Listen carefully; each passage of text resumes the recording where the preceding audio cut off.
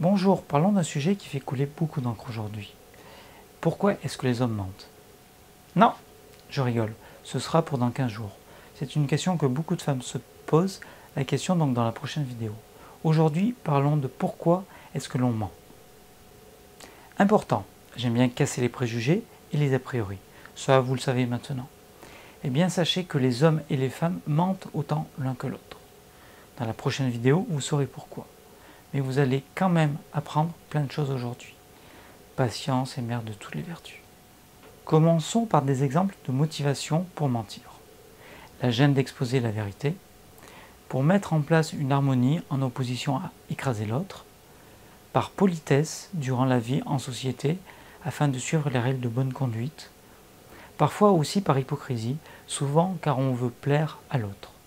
On connaît pour ménager quelqu'un d'une mauvaise nouvelle, sauver sa vie ou celle d'autres personnes, c'est l'instinct de survie ou de conservation. Je suis d'accord, peu répandu dans nos sociétés, mais certaines personnes regardent du monde entier mes vidéos, donc ça peut hélas leur arriver. Le déni, inconscient ou conscient, face à une mauvaise nouvelle choquante. Oubli qui est parfois salvateur ou pour simplifier la compréhension de l'esprit humain qui lui est limité. Ici encore, consciemment ou inconsciemment. Résumons un peu.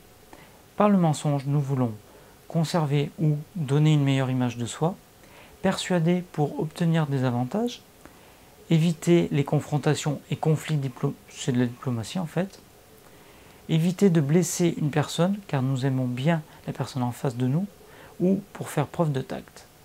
Cacher ou justifier une absence pendant les cours, en entreprise, pour un adultère, etc. Pour encore plus résumer, le mensonge peut être intéressé et ou malveillant. Les objectifs du mensonge, limiter ou éviter les conflits, ou alors le mensonge pour améliorer sa vie, mais aussi, à mon avis, on prend l'habitude de marcher sur des œufs. Le mensonge pieux, pour conserver le bien-être de soi ou des autres.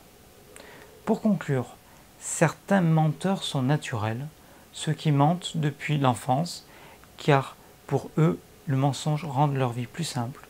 D'autres sont des menteurs non naturels, pour qui mentir c'est mal et qui ont beaucoup de mal à mentir aux autres. D'ailleurs, ils se font prendre presque à chaque fois. L'homme et la femme mentent autant l'un que l'autre, mais nous en parlerons mieux la semaine prochaine. Donc, la prochaine fois, nous parlerons des différences dans les mensonges.